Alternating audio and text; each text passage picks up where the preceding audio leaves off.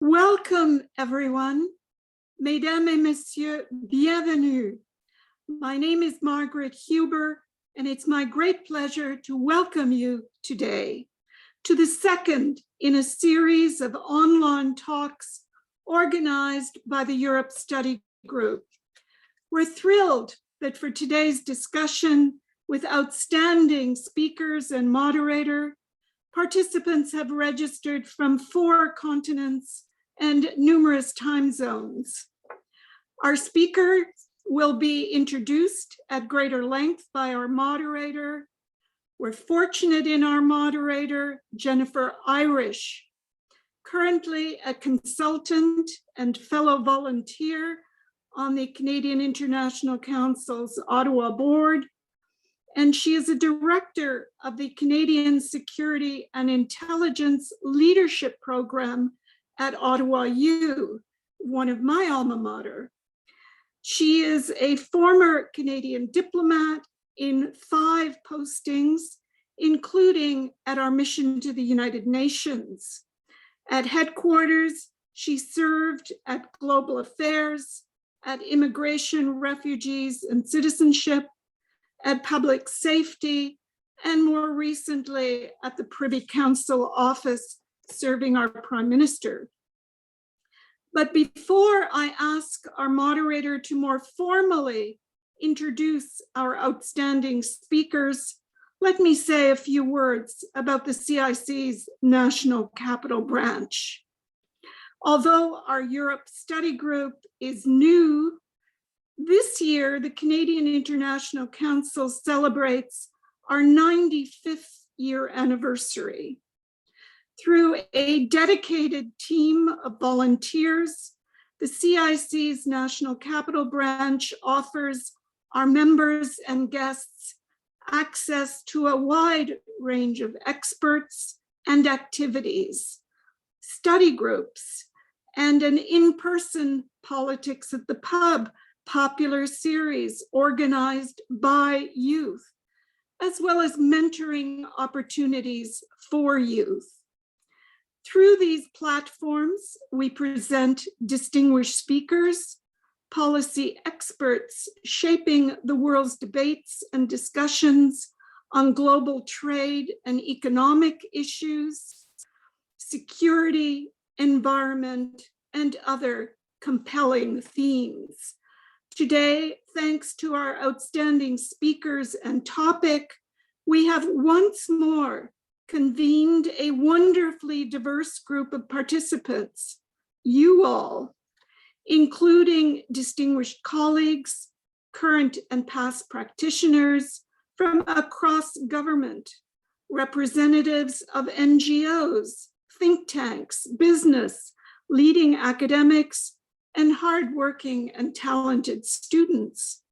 Today, these range also from policymakers to the first mate of an icebreaker, to a Brussels-based strategic advisor on energy, just to give you an idea. Mille merci à tous. Over to you, Jennifer.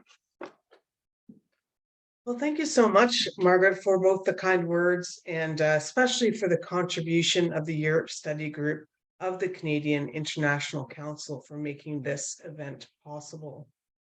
There are many issues that are competing for the attention of Canadian and European foreign policy makers. Amongst the foremost, of course, is the invasion of Ukraine by Putin's Russia, which has been a game changer.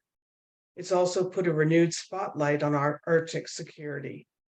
The Canadian government has just announced a major commitment to reinforce Canada's support of our partnership with the United States under NORAD, also to NATO, as measures to support Arctic defense and protect our sovereignty in the North. It's not just defense security and the protection of sovereignty that's playing out in the Arctic. The Arctic is actually a microcosm of multidimensional security concerns playing out simultaneously, including human security, ecological security, energy security, and of course, climate change, which is also spawning further geopolitical competition. China has declared as a near Arctic state with broad interests, including a polar Silk Road and securing access to coveted Arctic critical minerals. The implications of all this for Canadian and European policies, operations, and cooperation are significant. We have two eminent panelists with us today to frame these issues for us. First, Her Excellency Hanna Poul Eskier. Ambassador Eskier has been Ambassador of the Kingdom of Denmark to Canada since September 2019. The ambassador was previously the Arctic Ambassador and head of the North American Department in Copenhagen. She has previously served as Denmark's ambassador to Bangladesh and has also been posted in Syria, Czech Republic, and the UN in New York. The ambassador has also worked as senior policy advisor to the Commissioner of Human Rights and Democracy of the Council of Baltic Sea States. Our second panelist is Dr. Christian Leuprecht. Dr. Leuprecht is a distinguished professor in leadership at the Royal Military College and directs the Queen's University's Institute for Intergovernmental Affairs' School of Policy Studies. He's the editor-in-chief of the Canadian Armed Forces Canadian Military Journal. He's the author of books on intelligence and border security and is co-author of a recently published study, et voila, Polar Cousins Comparing Antarctic and Arctic Geostrategic Futures, which I'm learning cannot be speed read. He has also recently issued a Macdonald-Laurier commentary, which I commend to you, on making Canada's Arctic security paradigm fit for purpose from exceptionalism to geostrategic competition, in which he observed that, quote, Arctic vulnerabilities are now a laboratory of experimentation for the malicious foreign state actors, and that Canada has been ignoring geostrategic developments at its peril. I'm going to ask each panelist to deliver some brief remarks, and then I'll pose a couple of framing questions just to get the discussion going, and then we'll be taking questions from the floor. When we get to that point, please use the question function to pose your questions and provide your full name and organization. Ambassador Eskier, I invite you to proceed with your opening remarks. Thank you very much, Jennifer, for this lovely introduction. And big thank you to Margaret and the Canadian International Council for inviting the two of us to be part of this panel today. I really look forward to listening to the perspectives from all of you participating today. I hear that we are participants from all over the world. So I look forward to your questions, your perspectives, because I really think that the Arctic is something that people are really looking towards. A lot of people haven't had the chance to be there, but it's really important that we gather all perspectives to see how do we deal with this beautiful part of the world also into the future. As Jennifer mentioned, I did serve as the Arctic ambassador of the Kingdom of Denmark, and coming to Canada, I really felt that was a really relevant background because that is really something that's bringing us together as neighbors in the north.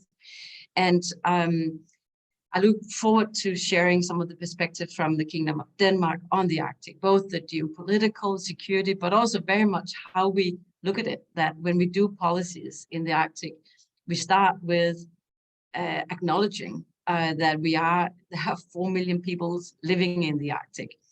I think that's often a tendency that you see that it's almost like a polar bears, icebergs, and it's a beautiful part of nature, and it's the climate change motor of the world.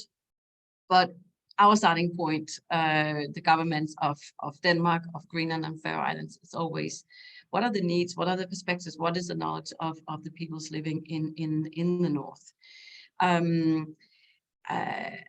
We are 3 jurisdictions in the Kingdom of Denmark. It is Denmark, it is Greenland, and it is Faroe Islands. And when we work on the Arctic matters, we work very, very closely together to really ensure that we are right on spot on what is the necessary tools and policies and directions that we wish to take together.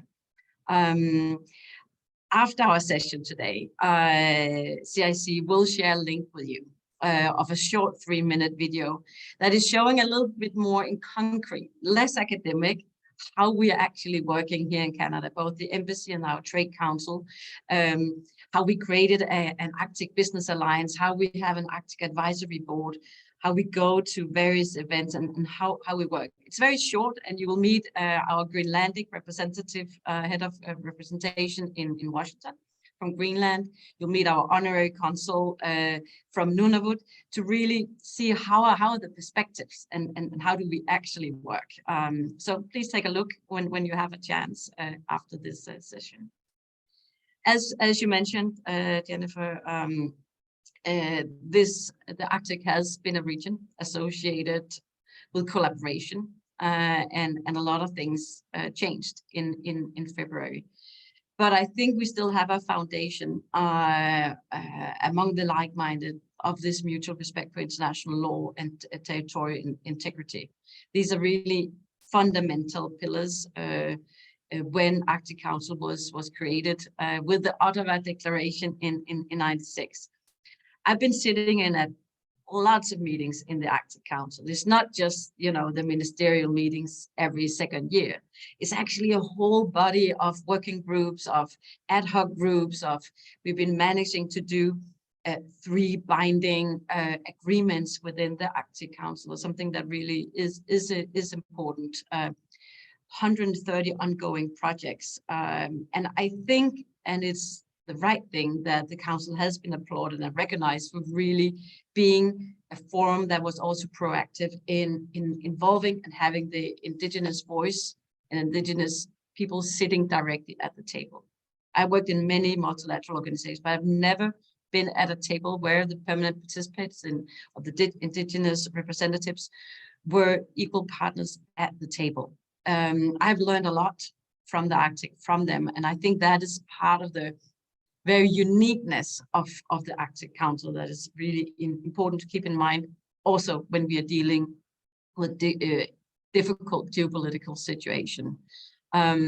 So I would say that the Arctic Council still remains the best and primary forum for Arctic affairs, and it must be protected. How do you do that? That is kind of what we are discussing and what is keeping us awake at night, because of course we should not be naive. And when Russia in February last year violated the principle of sovereignty and integrity and had this unprecedented illegal invasion of Ukraine, it really brought the largest conflict on European soil since Second World War. I think it shocked everyone, and we are seeing very, very harsh consequences, mostly for the Ukrainian people.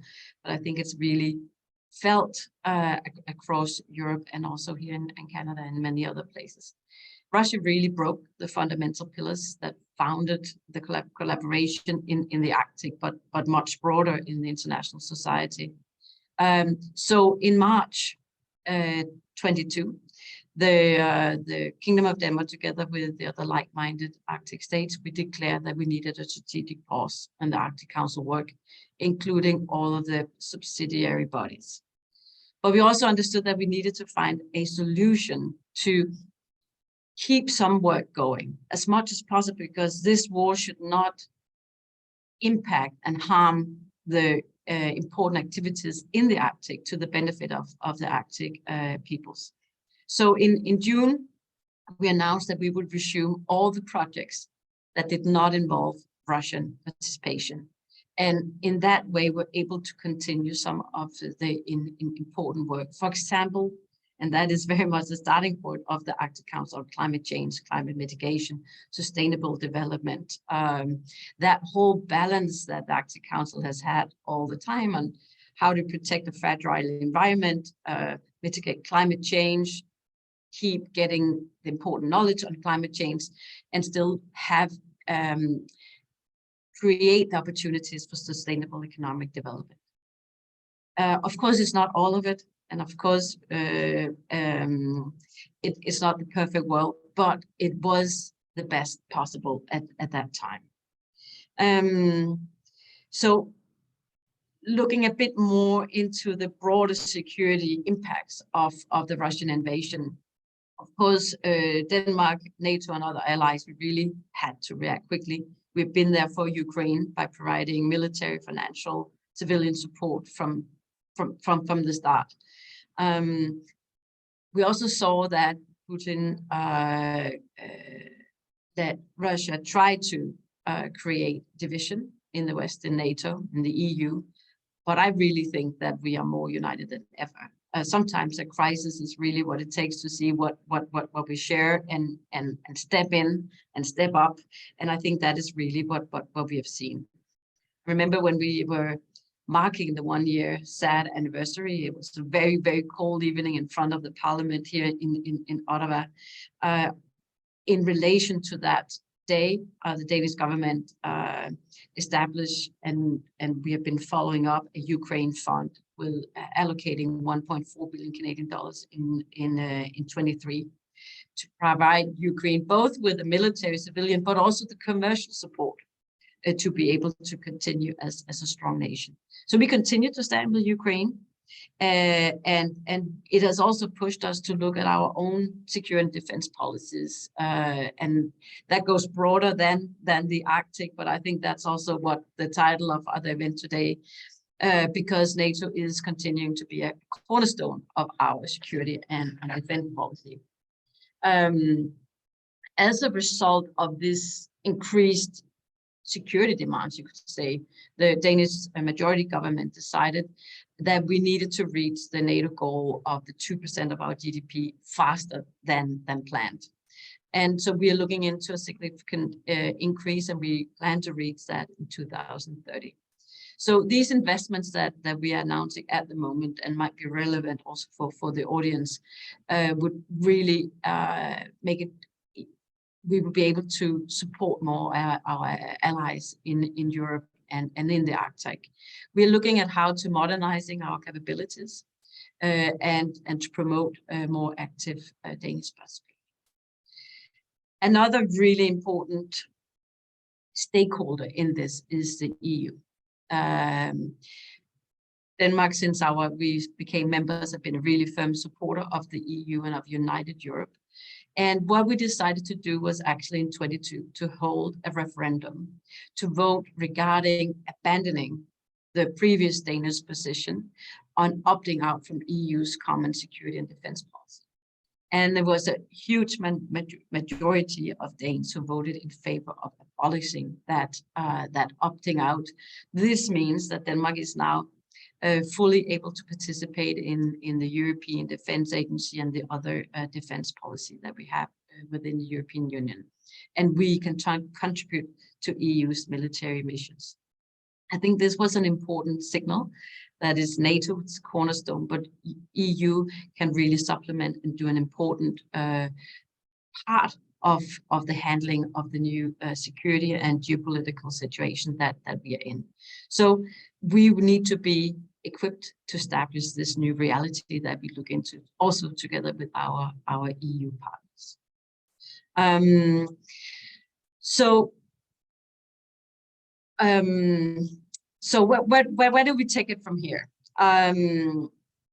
When you look at the EU, you can see it really aims to be a strategic player and a stronger EU in the defense and security. We have a partnership also with Canada on, for example, cyber rapid response, and I think we have seen that is quite important at the moment.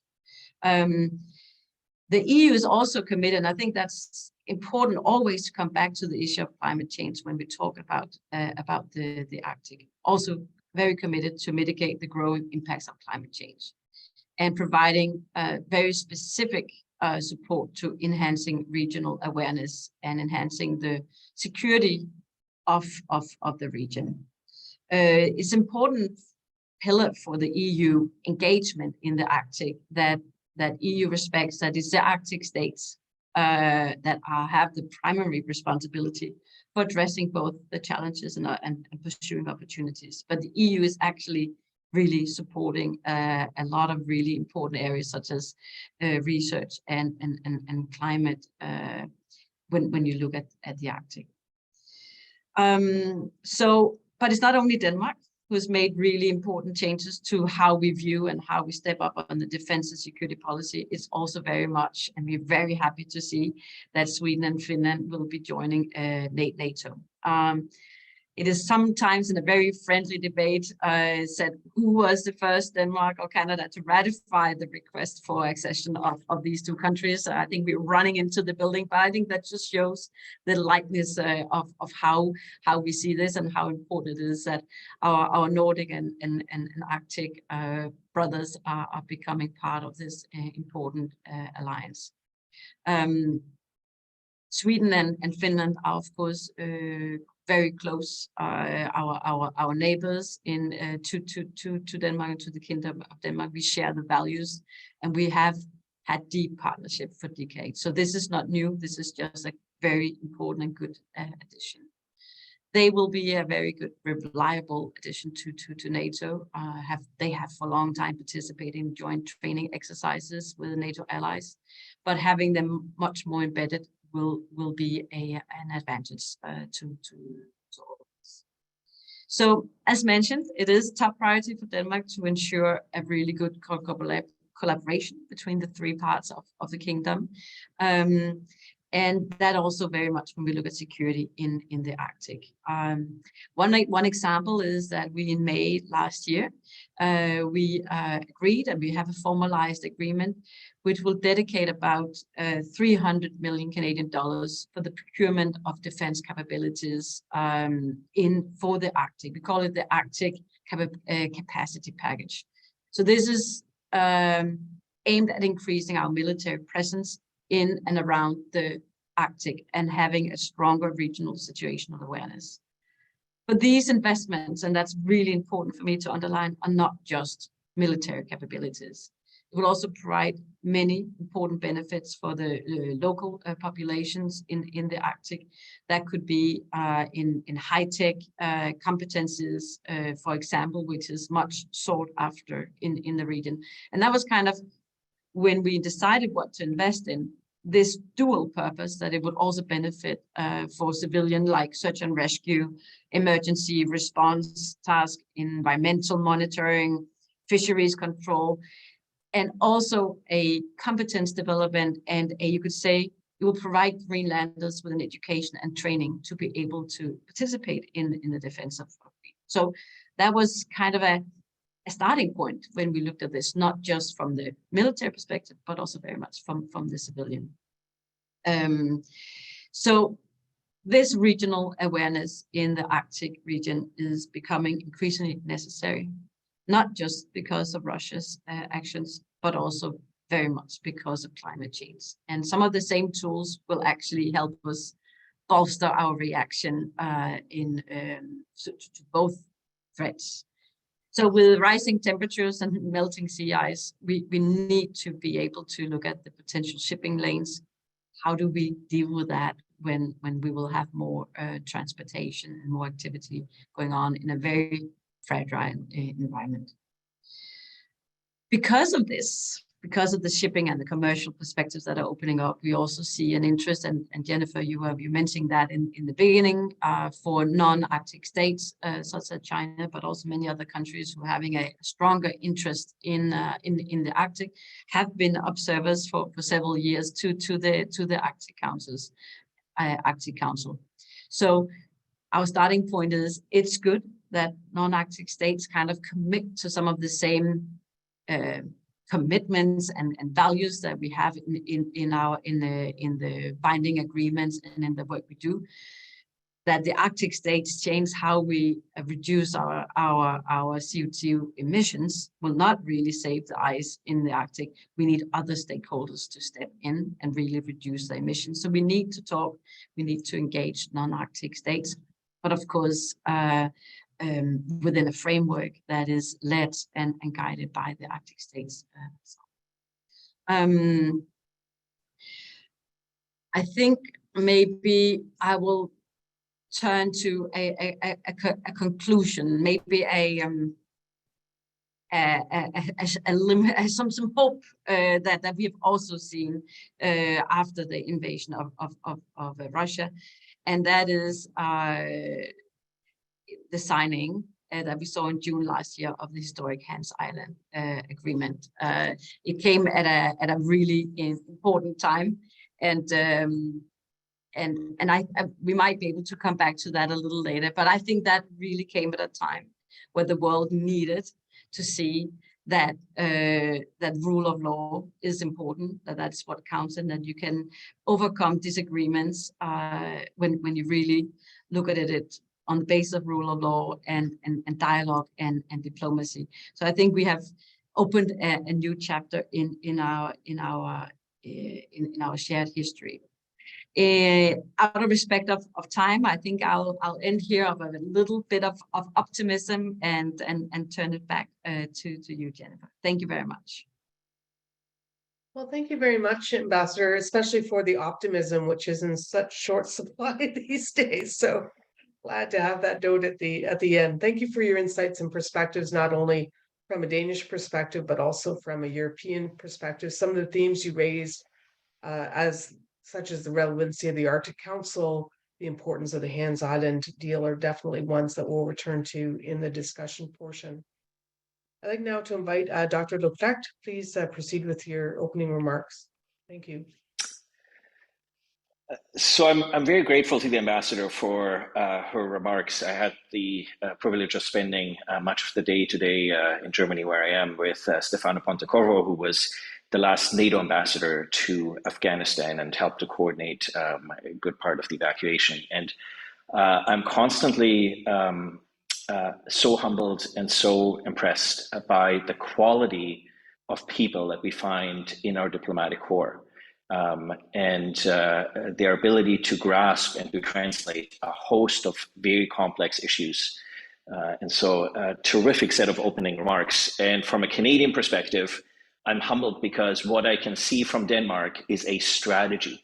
I can see from Denmark that Denmark has asked itself, and I think this is the fundamental question in my book, what kind of geopolar world do we want to live in? What kind of geopolar world best serves our and the common interest? And what I see from the ambassador is a country that has a clear vision of what kind of world they do and that Danes do not want to live in, and that they understand that the Arctic is critical to the future of that world.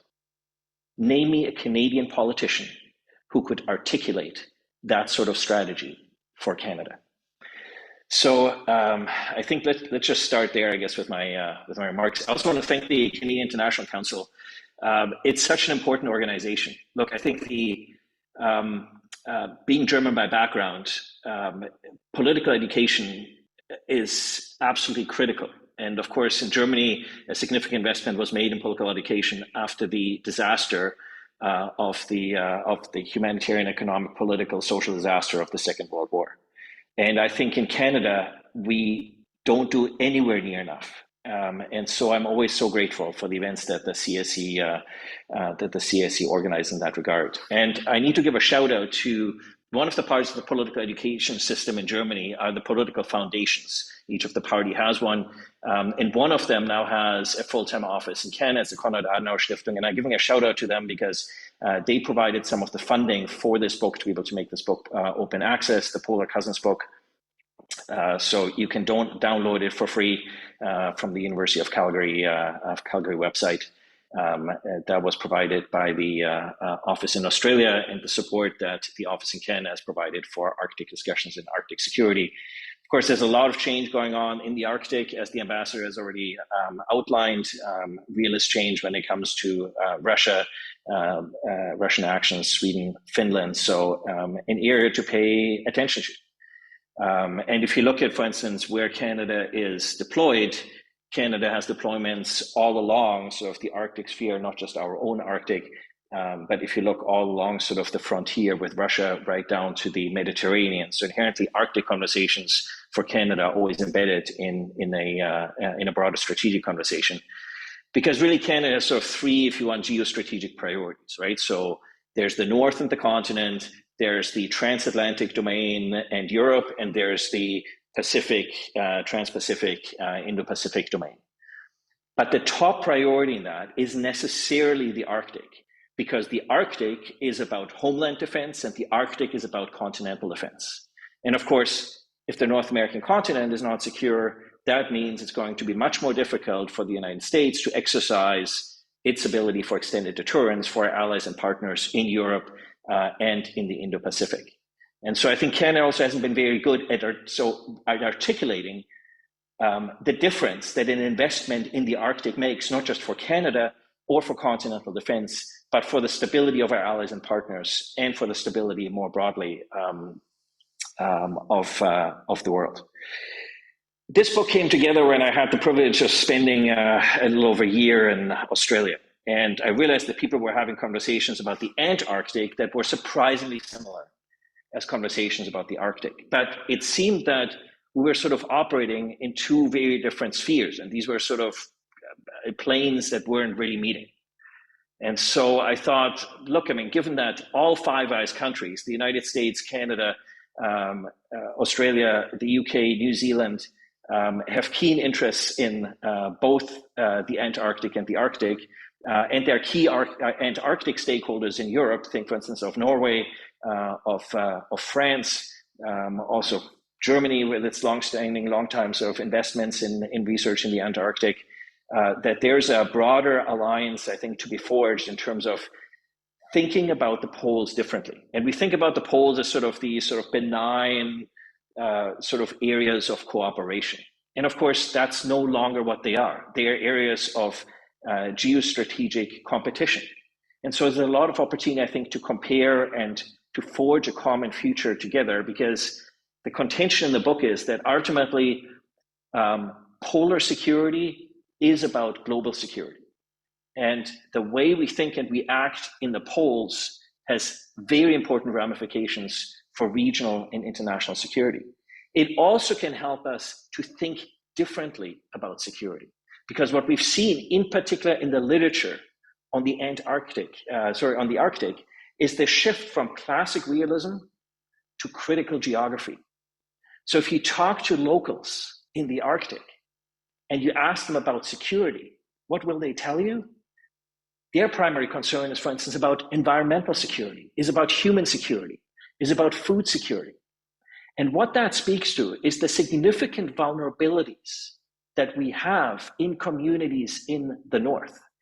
And these vulnerabilities make us more broadly susceptible to vulnerabilities, political, social, economic vulnerabilities by hostile and adversarial state actors. And so this sort of requires a rethinking in terms of a whole of society approach when it comes to the Arctic, and a whole of government strategy to support it. And if you look at the Arctic and the Antarctic, nowhere in the world is the environment changing more rapidly. And so these are zones of where change has massive ramifications. So think about the Antarctic, right? So 90% of the world's sea ice, 70% of the world's fresh water, and 40% of carbon sequestration. And a very fragile ecosystem. You make small changes to this ecosystem, it has huge ramifications for the rest of the world. And many of the changes that are happening in the Arctic and the Antarctic, they are already baked in for centuries. So that is to say, we're going to need to learn to live in a very different world as a result of changes on the two poles. And so we better pay attention to what's happening at the poles and better understand the ramifications of what's happening at the poles more broadly for the world. And that's why I think it's incumbent upon us to ask some questions about what sort of geopolar world we want to live in. I'll just finish my opening remarks of a couple of remarks on. So there's some interesting commonalities, some interesting differences. So issues of sustainable development that have that really affect both poles, issues of environmental protection that affect both poles, and on both of those, the disruptions by adversarial and hostile actors on both poles, in particular China and Russia. The difference, of course, in the Arctic is the presence of indigenous peoples and the importance of partnering with indigenous peoples on their lands and in their domains. And each of the countries here has different models for doing that. And I think there's a lot that Canada can learn from the successes that other countries have had in partnering with their indigenous populations. Some key commonalities, so the shift towards away from zones of persistent stability and collaboration, the geostrategic cooperation and competition that we see, the impact of climate change and the changing character of governance, in particular when it comes to the environment and security, and sort of broad concerns by other actors, in particular by China and Russia. We can go into those more detail during the discussion if you like. But there's also important differences, where of course there's the conversation between the Antarctic and Arctic. This is a conversation on the one hand of land in one case and primarily about oceans in the other case. Demography, let's say indigenous peoples, trade issues in terms of, in particular, sea routes when it comes to the Arctic, issues of sovereignty. So if you think about the Antarctic Treaty System, that is really a transnational governance mechanism versus the international and multinational governance mechanisms that we've put in place for the Arctic. And so I think what we want to think about is, I think there's broadly 4 future scenarios that can play out here. One is a network future where we work very cooperatively. This is very much, I think, the approach that we've seen in the Antarctic. A multilateral future where we still have a cooperative approach, but we have much more an assertive state power and state interests. The third is a fragmented approach where we have a much more competitive environment, but shaped by less state power. For instance, with the rise of non-state actors, such as indigenous peoples, or a multipolar future where we have a very competitive environment that has much less in terms of cooperation and far more assertive state power. And each of these have very significant ramifications for middle powers, such as Canada and Denmark, that ultimately have an interest in the rules-based international order and how to preserve that order. And so I guess my challenge to you is to think about, well, what geopolar world do we want to live in? What are the ramifications and what best serves our national interest and our common and global interests? Well, thank you very much, Dr. Leuprecht, for those very interesting remarks, including reminding us of the importance of environmental security, human security, and the scenarios that you presented. Certainly, I can see different parts of the future in each of those. And so that will give us lots of fodder as we proceed with the discussion part of this session. Just to launch the discussion, I guess I first of all invite participants to pose questions using the Q&A function. Please include your name and your organization if you have one. To get the ball rolling, I'm going to do a couple of questions related to bilateral security and also multilateral security. My first question is, how is the Hands-Island Agreement, which you referenced, Ambassador, that the Kingdom of Denmark and Canada signed in June, how has that been able to promote stability in the Arctic? Thank you very much. If you'd allow me just to go a little bit back, because I think the starting point was not the successful signing, but actually when we were back at the very geopolitical fear that you, Christian, is also alerting to, that we're kind of back to in how we look at our polars. That was when we had a specific national flag planted at the bottom of the sea saying, to whom belongs the North Pole? There was a sharp reaction to that, because that is not how we do. We are not in a limbo of lack of law when we are at the poles. We actually have very clear international laws. So we gathered in 2008, and with the Arctic coastal states committed to, we need to solve disagreements based on international law, negotiation, and dialogue. When we celebrate the 10 years anniversary, we still have not, Canada and the Kingdom of Denmark, solved the Hands-Island. It took us 50 years, even though it was quite friendly years most of the time. But we started a working group saying, if we are not able to solve this, neighbors, really good friends, allies, then we have a problem. So we really put attention to trying to find the solution. And I think it has given a very strong example of the pillars of the rules-based order that also Dr. Christian is alerting to, that this is a fundamental strength of our international society. No matter what kind of scenario that you imagine, if you wouldn't have the international law, then we would kind of lose our safety net. So I think that's the one thing how to contribute. It was an important symbolic signal to the world. This can be done, and this is the only right way to agree on changing any borders. I think the other part, it kind of signaled giving stability and also giving, I would say, some optimism when you look at the potential scenarios for the Arctic, is that it was based on a lot of talks with the local communities, with local hunters who have been using these areas for generations. What we didn't want to make a state-owned solution that would impact in a negative way the traditional lifestyle in that area. So through consultations, we managed to figure a solution where local fishermen, hunters, etc., nothing will actually be changed in the way they can interact and work together in the region. And I think that is also an important signal that gives stability, also locally, but also globally, and actually would be a signal to what kind of future scenario that we, Canada and Denmark, Kingdom of Denmark, would like to shape. And it's both really rooted in international law, but also rooted in the local communities. It took a lot of meetings, a lot of negotiations, but I think it was really worth it.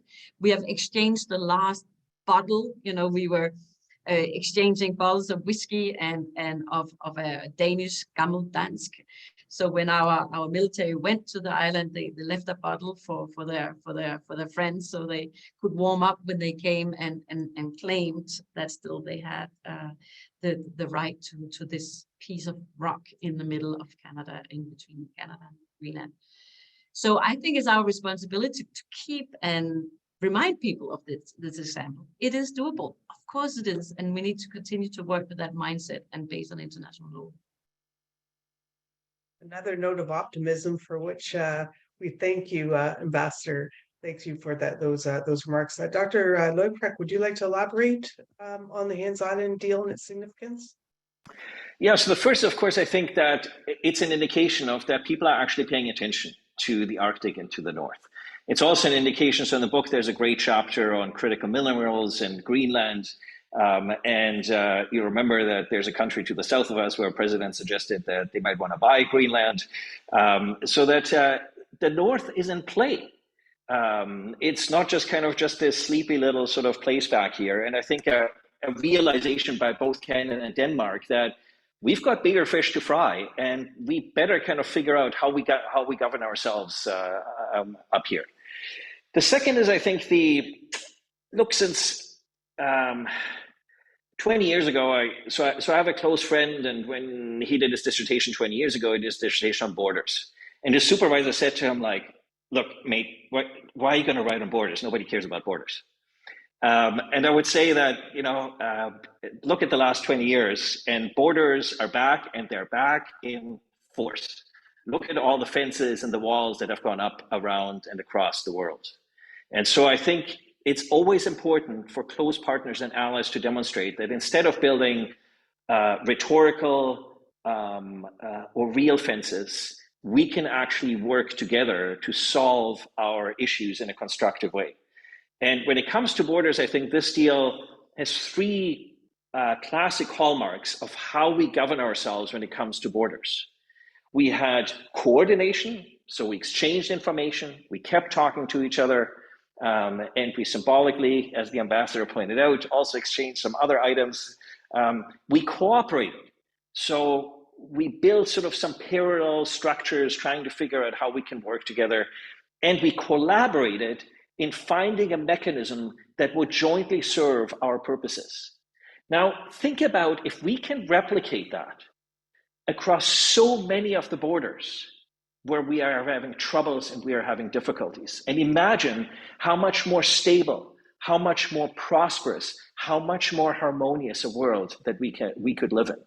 And for countries such as Denmark and Canada that have long leveraged their relationship with the transatlantic alliance, with the European Union, as a way to leverage and amplify their interests, the proverbial sort of punching above your weight. It's always, I think, really important to lead by example. I think as Canadians, we're often sort of tempted to be good, smart Canadians and tell other people just kind of, do things the way we do and the world would be a better place. Well, here we can actually show that we can sort of lead by example. And I think there's a final important takeaway that if Canada can't solve these sorts of issues, the greatest risk to Canadian foreign policy is irrelevance.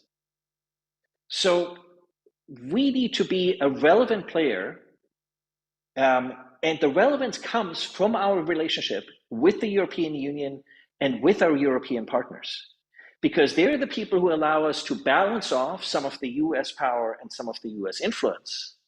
And they're the people who've been sort of ideologically and since sort of our broader sort of views on the world, the people that have been able to work with most closely.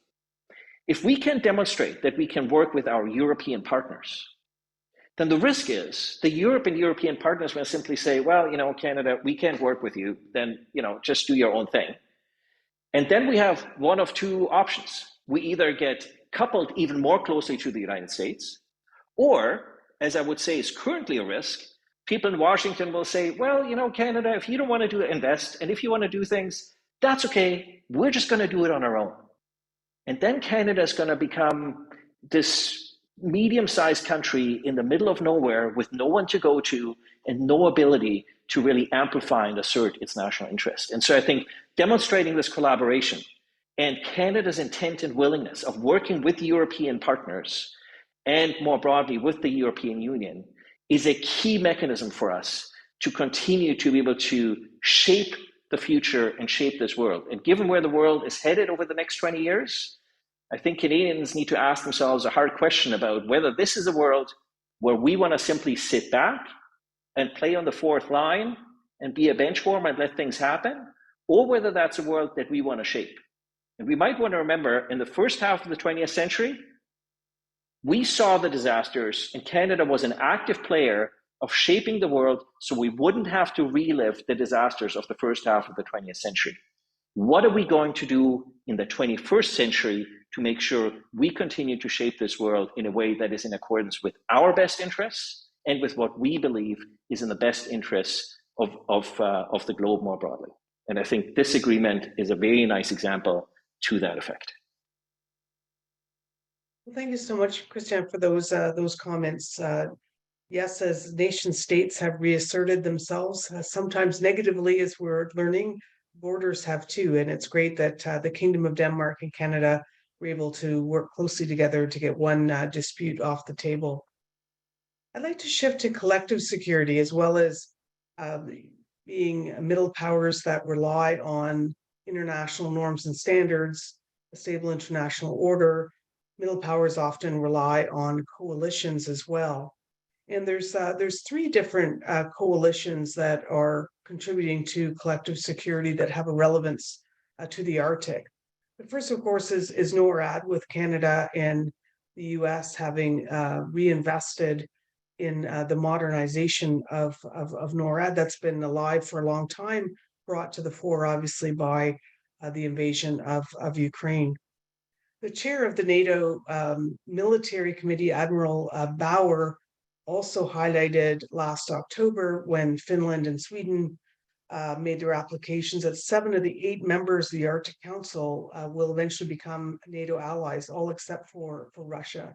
He added that with this level of integration, we'll be able to better determine NATO's role in the High North, as well as benefit from more assets in the region.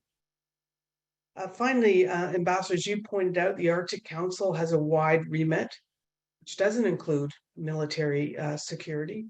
And the work has been a bit paused under of course, the Russian chairmanship. So my first question for you both is how do you see the role of NORAD, NATO, and the Arctic Council in advancing the security needs of the Arctic? And what does this mean for Canadian, Danish, and European foreign and defense policy? Ambassador, please get us started on this one. Thank you.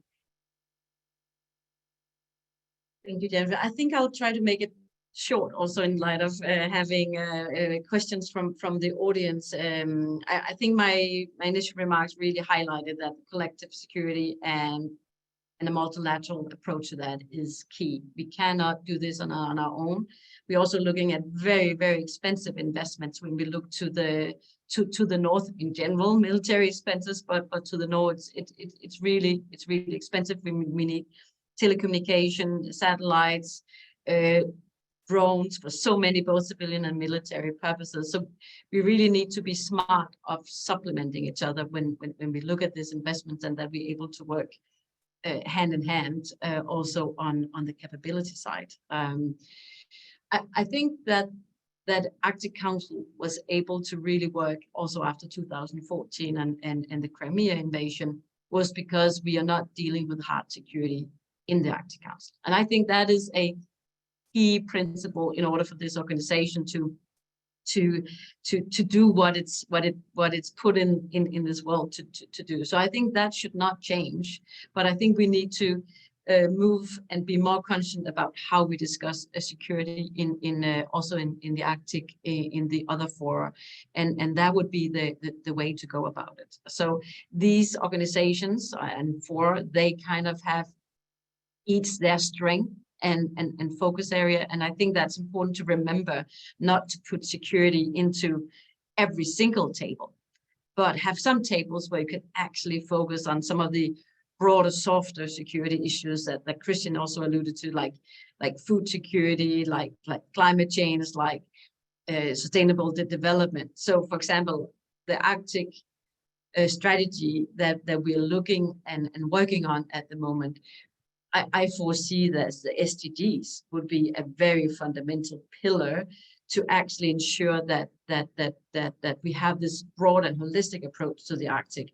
So we're not just only focused on security. We do that in some fora, but not in the Arctic Council. Thank you for that. Dr. Leupert?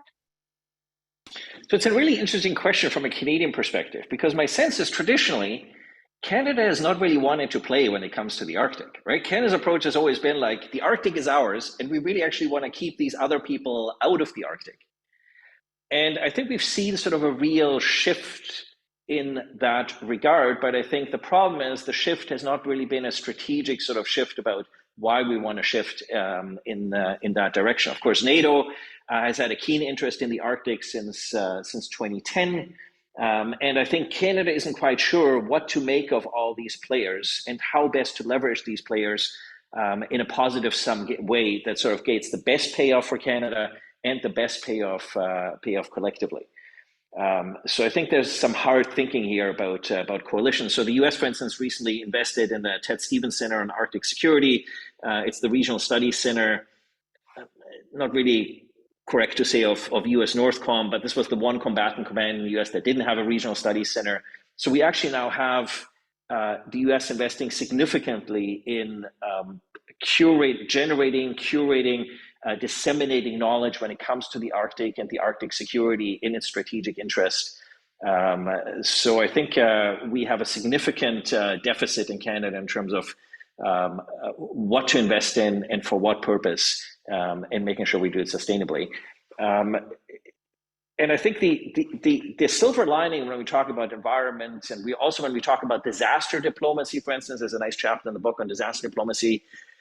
Those are areas where there's still, for better or for worse, unfortunately, we're going to be sharing the Arctic with Russia for a long time to come. And these are areas where there's still points of commonality when it comes to disasters, when it comes to the environment,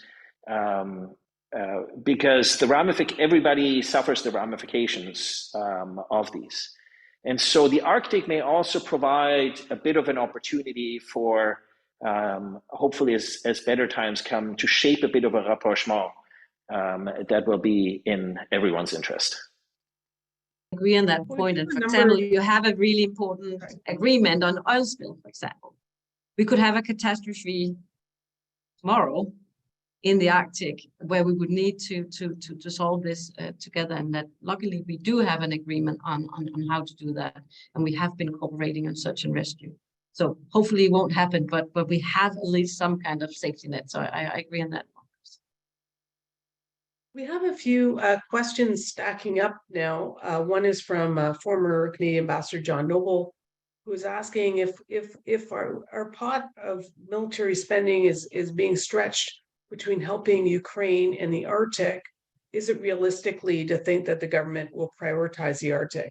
And Ambassador Akie, I'm sure that this has also emerged with respect to Denmark and Europe as well. So feel free to approach it from that perspective. Well, I guess briefly, Arctic security is strategically our most important investment because it is national security and is continental security. And I think governments have not been very good about articulating that to Canadians, nor articulating that to our allies. And so when we have limited resources, it's ultimately first and foremost about the Arctic. It's secondarily about Europe and stability, peace, harmony, prosperity in Europe, because we know what happens when we don't have that in Europe. It has serious ramifications for Canadian interests. And so that means ultimately we're probably going to have to shortchange the Indo-Pacific. But yes, it's a significant challenge with the limited resources that we have. And I'm not sure we've really found the best and the right balance. I think both the Secretary General of NATO, if you read between the lines, and many of our allies and partners, I think would probably quietly nod their heads. The pot is being stretched, you could say, at the moment, but I think it's really important to say that the pot is also linked. So if we don't step up and really make sure that some really fundamental principles of how we work as sovereign states and international law, if we don't safeguard the Ukraine sovereignty by huge investments that we are all trying to find, and it's difficult at the moment, then we also put something at stake, both in the Arctic and the Indo-Pacific and the Antarctic. So I think there's something at stake that if we do it right here and we do all the necessary investment, and I think we have really stepped up, it will also in the longer term create a stronger foundation for what we do in the Arctic. But we need to also keep investing in the Arctic. We are doing that from as I mentioned in the beginning, and we do that with a dual purpose, which is a very serious security perspective. We need to be aware of what's going on, but also at the same time that generates, when we look at satellite surveillance and drones, etc., it also has a benefit for the civilian population. So in that sense, it's also an investment in the broader future of the Arctic, not just the security. As we're rapidly running out of time, I'm going to combine two questions. One comes in from Newfoundland asking about, with the melting of the Arctic and natural resources available, how will we manage the competition amongst states for the extraction of some of these critical minerals?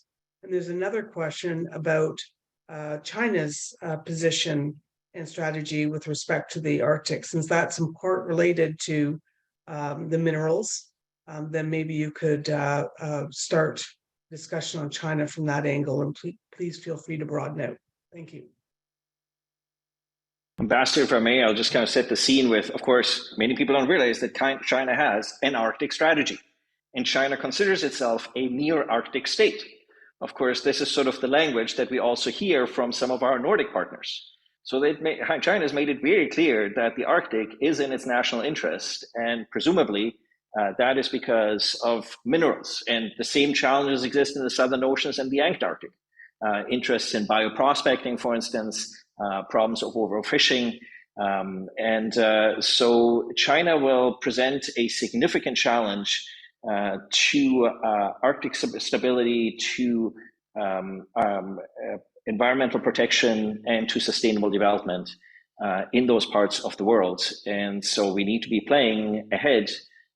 It relates to the question before about what sort of investments we're going to make, and those investments necessarily need to be across the full scale of communities, not just in defense. I think with what we see with climate change, there's no alternative to really investing in the green transition, and critical minerals is a very important part of that. Right now, we are all very dependent on critical minerals and production from specifically China. So it is a really important topic, both between EU and Canada, but I also saw it in the recent Biden visit to Canada and the roadmap between US and Canada. We need to have smarter, more sustainable supply chains to actually succeed with the green transition. That is difficult because these things are dirty, and it takes time to open the relevant mines, and we need engagement with the communities where these with this production will take place. So it's not an easy quick fix. So it's something we really need to focus on right now, and I think it's on the agenda all visits and discussions that I'm aware of at the moment. How do we ensure the necessary critical minerals for the green transition? And China is a player. It's true. In 2018, put out the strategy white paper on being a near-Arctic state. I think as long as non-state actors follow the rules of the game that are set by the Arctic states, it's important that they have a voice at the table. As I said in the beginning, we cannot solve the climate change crisis that has huge impacts on the Arctic without the huge emitters of carbon are stepping up and committing to reducing emissions. And in that area, we do need to cooperate also with some of the observers to the Arctic Council. That includes China, India, Korea, etc. So it is we need no naivety. There's no place for naivety at this table, but there are global issues where we cannot solve it on our own in the Arctic.